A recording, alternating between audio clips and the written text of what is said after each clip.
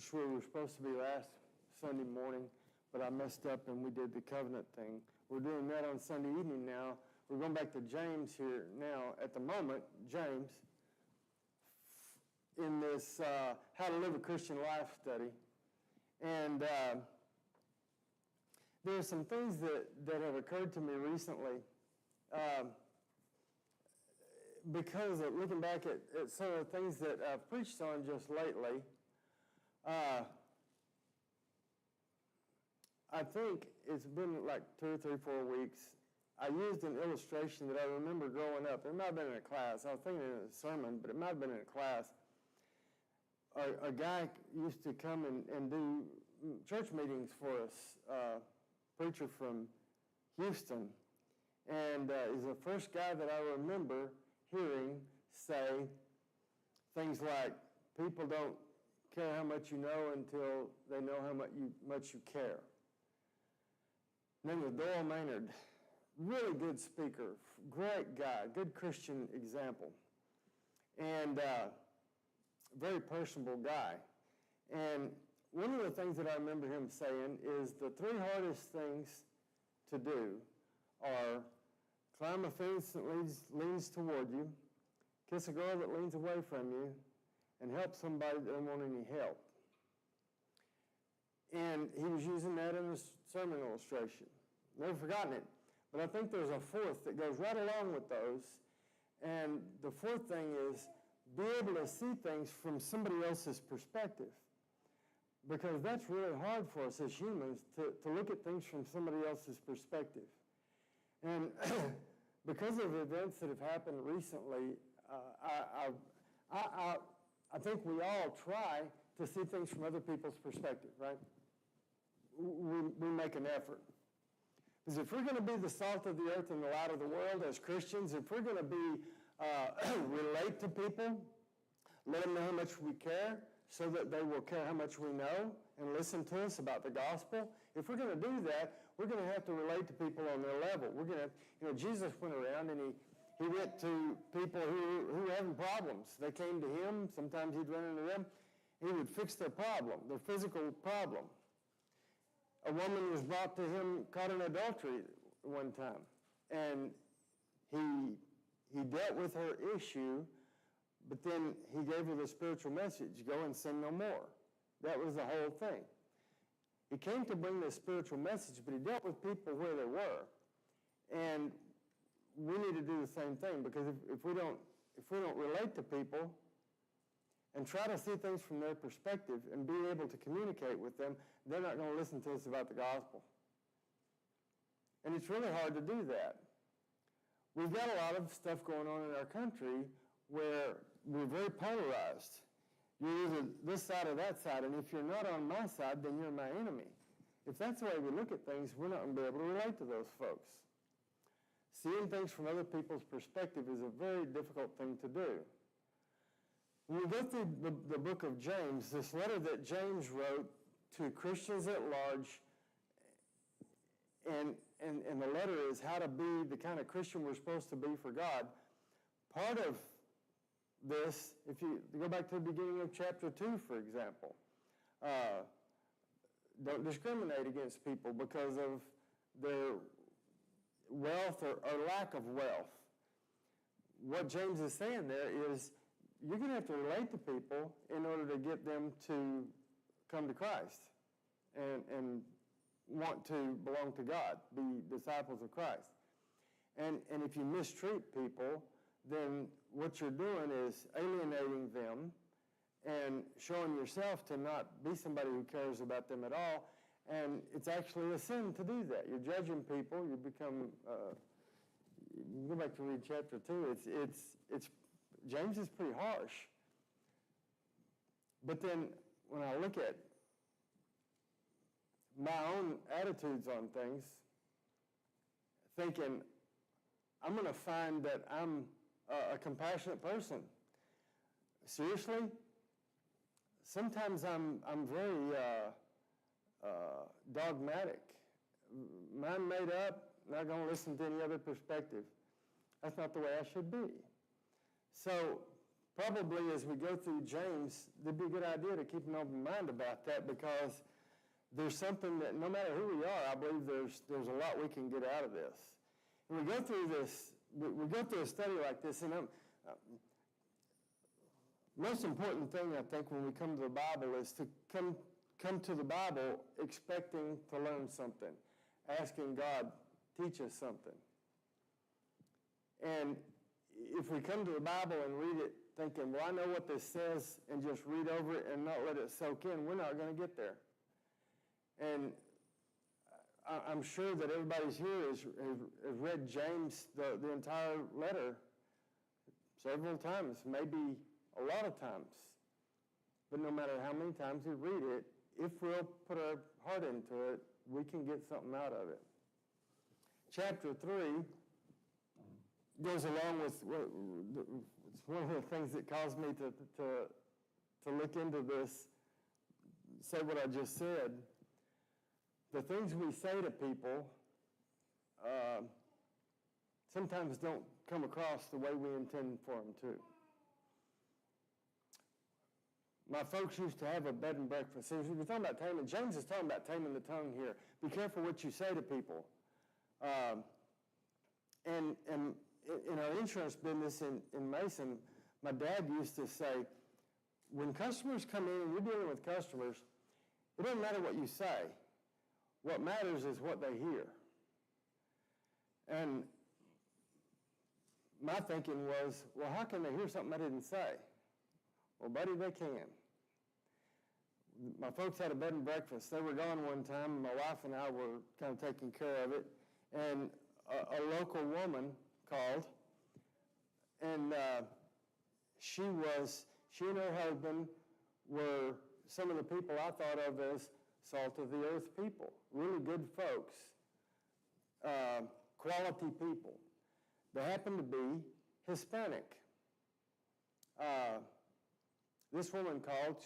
Her daughter was getting married, and she wanted to know what the bed and breakfast cost. And I told her, and she said, well, she said, I didn't expect it to be that much. It wasn't that much, but she thought it should be cheaper. And I said, well, we try to keep it from being, a Motel 6 area. You get higher class of people. And she was offended with that. And what I intended to impart to her was, you're the kind of people that we consider high-class people and really good folks. And what she heard was, you're not good enough to stay in our bed and breakfast. You're way down here. And I offended her, and I didn't mean to at all. And I didn't know about it for a week or two. This is exactly what my dad was talking about when he said, it doesn't matter what you say, what matters is what they hear. I learned a lesson there. And I called her and apologized up and down. I don't know what else to do at that point. But if I'd have been a little more careful about how I said things, that wouldn't have happened to begin with. James chapter 3, beginning in verse 1. It says, not many of you should become teachers, my brothers, for you know that we who teach will be judged with greater strictness. For we all stumble in many ways. And if anyone does not stumble in what he says, he is a perfect man, able also to bridle his whole body. That's pretty impressive, isn't it? If anybody is able to not stumble in what he says, he is perfect, he or she. James is doing this man thing. It applies to women equally. Anybody here perfect? What's James saying here when he says that? What does he mean? He says, if anybody is able, does not stumble in what he says, doesn't say the wrong thing, doesn't offend people what he says, doesn't mean one thing and get a different point across. If anyone is able not to stumble that way, they're perfect, able to bridle the whole body. What does he mean by that? He's saying nobody can do it, and that's number one. Nobody can do that, because nobody's perfect. But he's also saying, of all the difficult things, and there's a lot of ways we can sin. There's only 3 categories, but there's a lot of options in those 3 categories. Lust of the flesh, lust of the eye, and pride of life. Those are only 3 kinds of sins there are, but there's a lot of varieties in there. Well, of all the ways we can sin, what James is saying, you might be able to master a bunch of those. You might be able to avoid, this is the hardest one. Keeping your tongue in check and not offending, not stumbling by something you say is the most difficult. Keep from sinning that way, is what he's saying. And nobody's able to do that. So no matter who you are, one of my teachers at Harding, I remember saying, when you talk for a living, you're going to say the wrong thing sometime, more than once. And I don't know how many times I've heard preachers from the pulpit, and they go along and they say the wrong word someplace, and you know what they meant, and they didn't realize that they said the wrong word there. They thought they said the right one, and just go on and don't mention it, and then find out later. Noah Whitlock used to bring those up whenever we were at Harding, and we went to church at college church, and Noah liked to bring those up. And I remember him doing that a few times. He was one of the best preachers I've ever known. Noah Whitlock, fantastic preacher. But no matter who you are, you're going to say the wrong thing at times. And it's going to cause hurt feelings. Things are going to come across wrong. Keep an open perspective. Look at things from the other person's point of view. That'll help a lot. Nobody can tame the tongue perfectly. Verse 3. And he's using some illustrations here that show us a little thing controlling a big thing. The tongue being a little thing, and the body and our life, our reputation, our relationships being the big thing. If we put bits in the mouths of horses so that they obey us, we guide their whole bodies as well. Look at the ships also. Though they are so large and are driven by strong winds, they're guided by a very small rudder, wherever the will of the pilot directs. So also the tongue is a small member, yet it boasts of great things. Yes, ma'am, Carol? Read it. Speak when you are angry, and you will make the best speech you will ever regret. That's a good point, isn't it? Speak when you're angry, and you will make the best speech you'll ever regret. You know, some of the most important corrections to my emails are the ones I wish I'd made right after I hit send. And you know, I've done a lot of writing, and I guarantee you I've made more typos than most. Sometimes they come out amusing, but most of the time they make you look stupid. And everybody makes typos. We do that with our speech, talking to people, and it can really get us in a lot of trouble. That's, you know, James also, is it right about in here where James says, be quick to hear, slow to speak, slow to anger? We used that, I think, Wednesday night. We looked at that.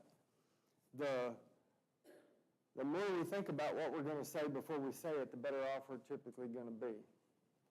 You know,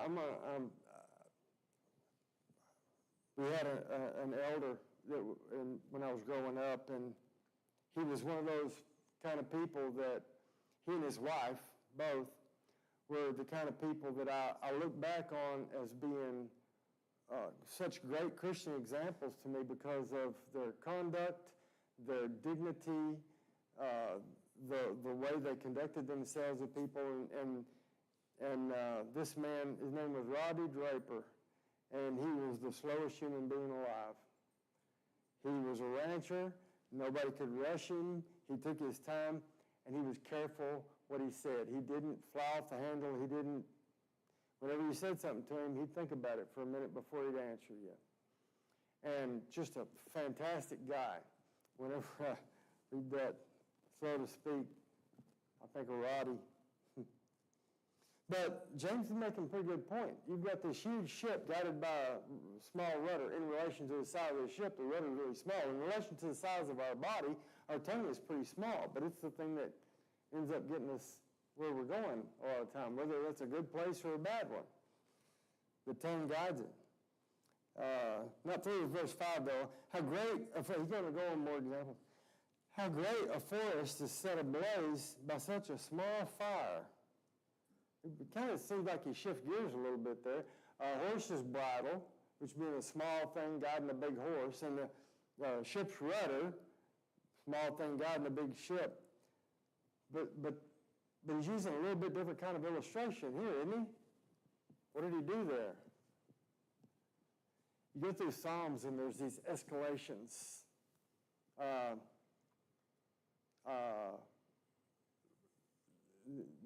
I can't remember what they're called, ascending psalms or something. And they would sing these psalms while they were on their way to the temple to worship. The songs of ascent, they call them. And typically in the songs of ascent, things escalate. I love the Lord. I love the Lord with my whole heart, my mind, my body, my soul. Escalate. I love the Lord, and then I'm going to elaborate on that. I'm going to make that bigger. Well, that's the kind of thing I think James is doing here. Because with the bridle and the ship's rudder, the horse or the ship are being guided. This forest is not being guided. What's happening to the forest with the small flame? It's being destroyed completely. That's escalation. From guidance to destroying. How great a forest is set ablaze by such a small fire. And the tongue is a fire, a world of unrighteousness. The tongue is set among our members, staining the whole body, setting on fire the entire course of life, and set on fire by hell. Wow, that's escalating. For every kind of beast and bird, of reptile and sea creature can be tamed, and has been tamed by mankind. But no human being can tame the tongue. It is a restless evil, full of deadly poison. With it we bless our Lord and Father, and with it we curse people who are made in the likeness of God. From the same mouth comes blessings and cursing. My brothers, these things ought not to be so. Does a spring pour forth from the same opening both fresh and salt water? Can a fig tree, my brothers, bear olives, or a grapevine produce figs? Neither can a salt pond yield fresh water. He talks about these beasts being tamed. I remember when I was a kid, and again, I never got to go see them in person, but I remember watching on TV about once a year. They would show the Ringling Brothers Barnum and Bailey Circus. And one of the cool things was the lions.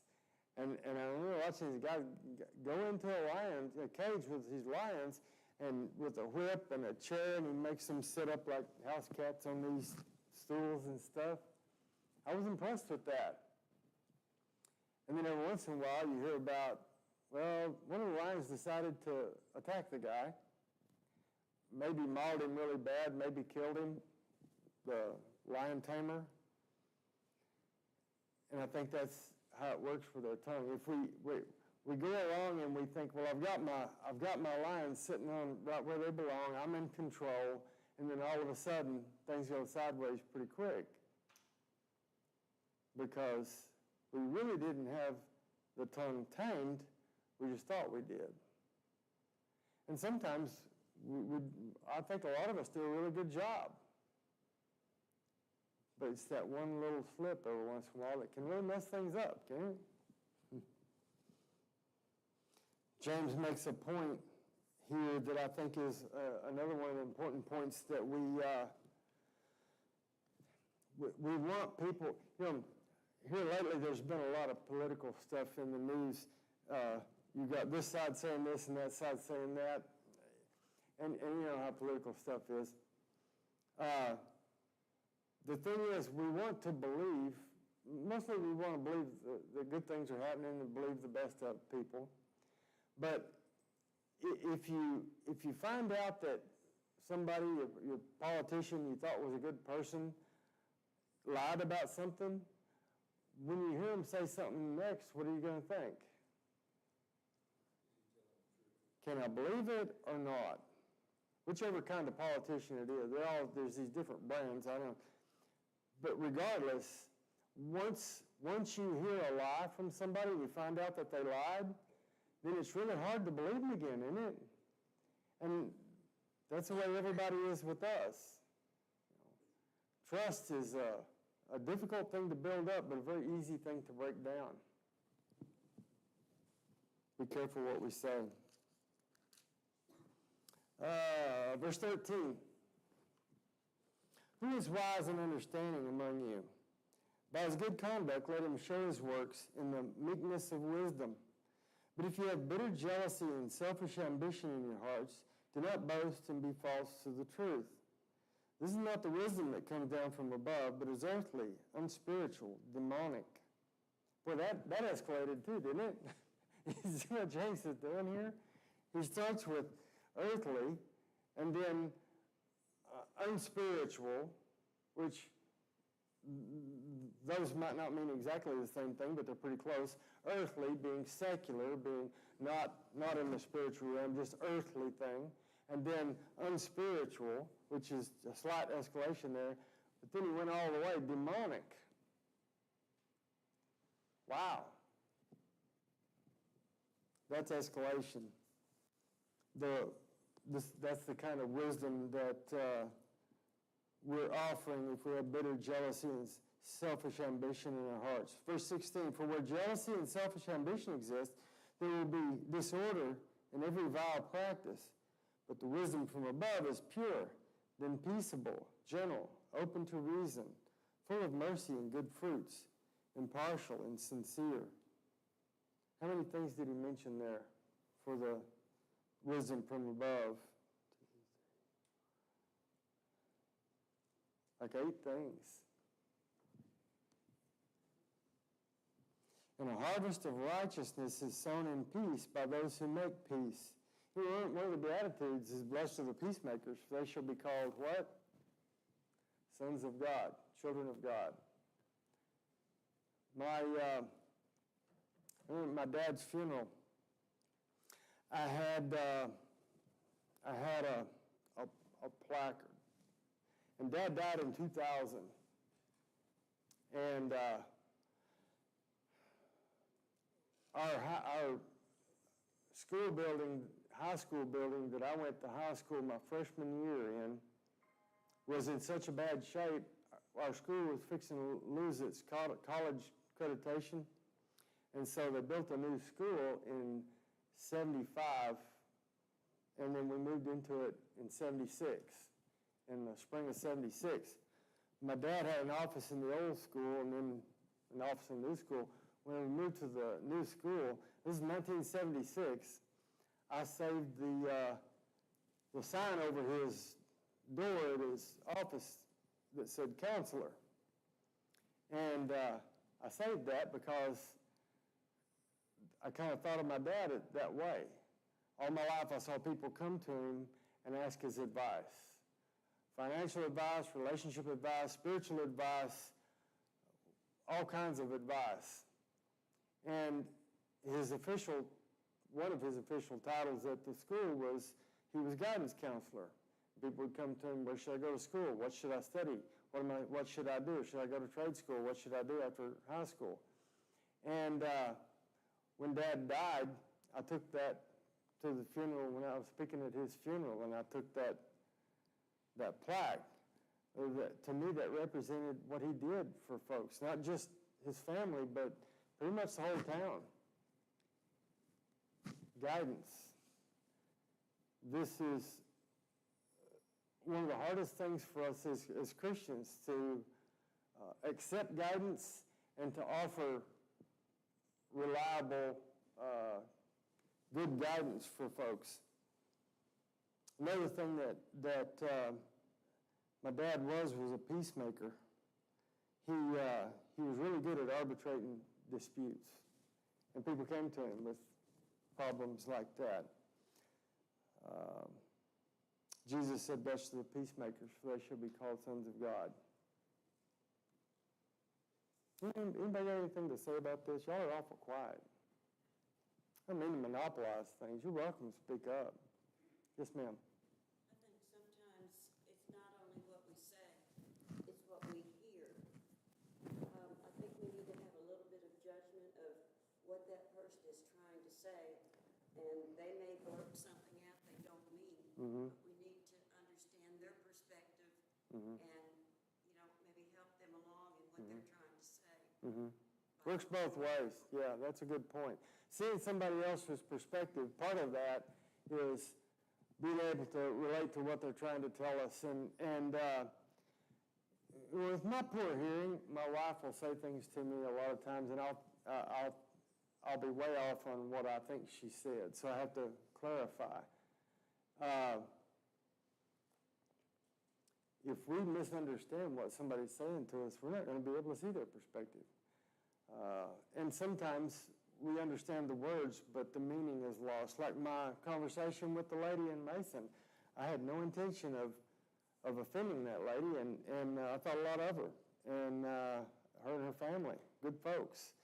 Yet she took what I said totally different than the way I meant it. Sometimes that's the way it is, and sometimes we're on the other end of that, where I take something that Carol might say something to me, and I think, well, Carol's being mean to me. She's not being mean.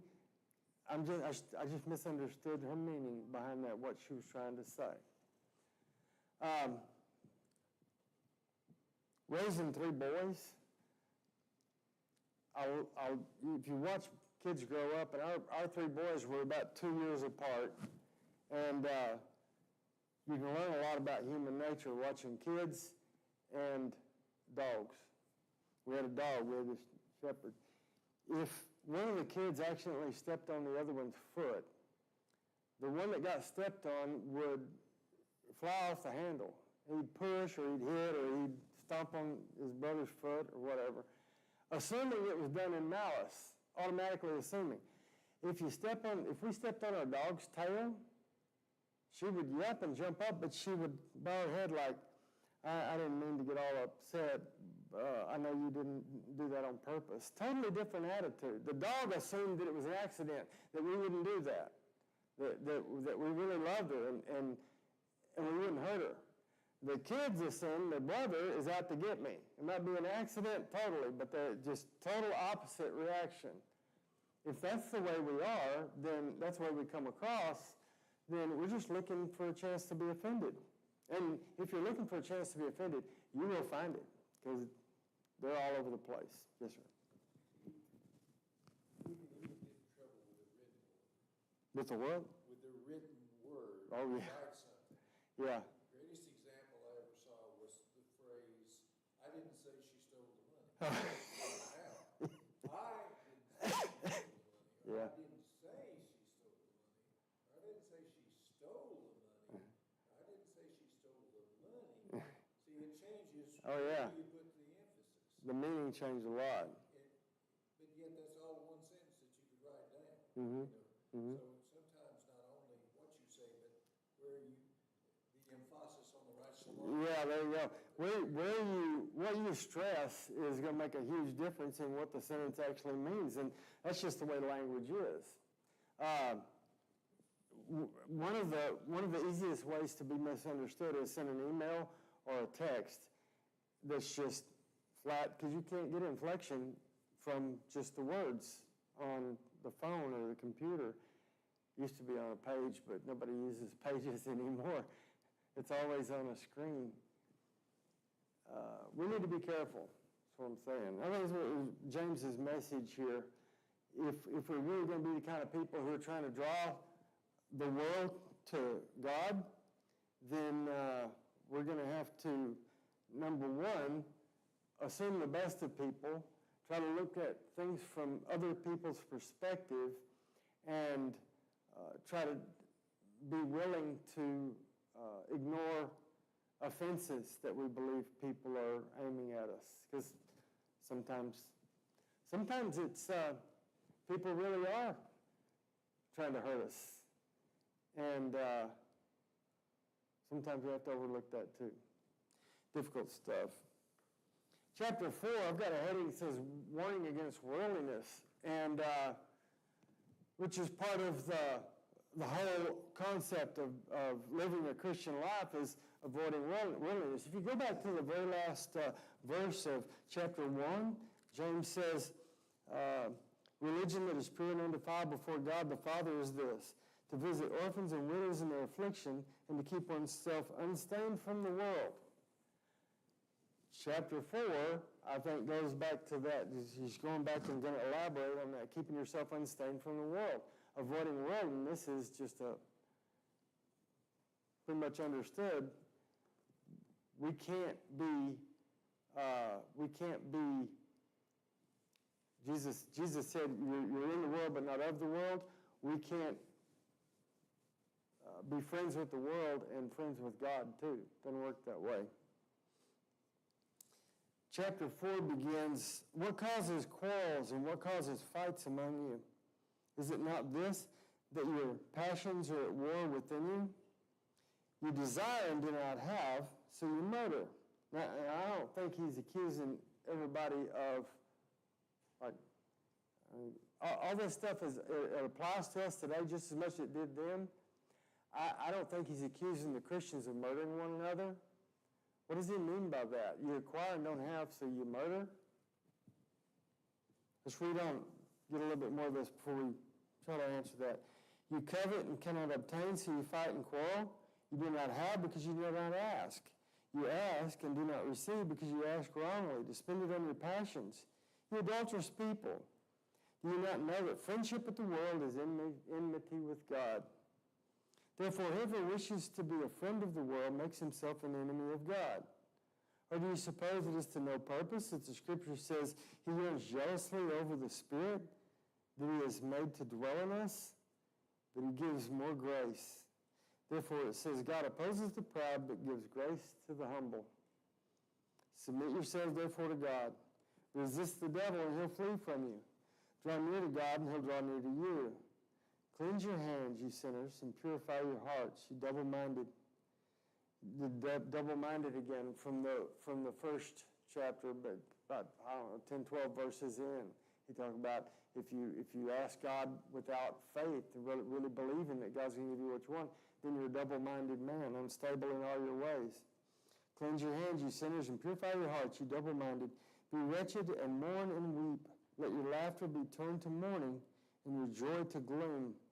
Humble yourselves before the Lord, and he will exalt you. So what's James trying to say here? That's pretty harsh too. What does it mean when he says, you desire and do not have, so you murder? Do you mean physically killing one another? Maybe talking about relationships. See, I don't think the Christians were killing one another. I think they had enough outside problems. You know, funny thing, and this happens in just about any group. The church as a whole and congregations, individual congregations, the Lord Church also, the less problems we have from outside our group, the more problems we have among ourselves, the more we snipe at one another. If we're attacked from the outside, we kind of band together to defend ourselves against that attack. But if there's no attack from the outside, we quarrel among ourselves. I think that's what he's talking about here. You've seen it. I know you have. Isn't that amazing? Well, it seems like we want conflict so badly that if there's not anybody opposing us, we'll pick a fight with one another. And that works with boys too. My boys would defend each other against outsiders, but if nobody was attacking them, they'd fight among themselves. We learn a lot from the boys. We're going to have to stop there. We'll pick up next time.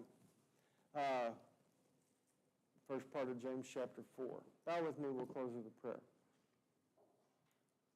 Heavenly Father, thank you for your blessings, for your love, for your grace. Thank you for our time together here. Bless us in our worship service. Help us to concentrate our thoughts, our cares, our worries, and everything in our minds on you. In Christ's name we pray. Amen.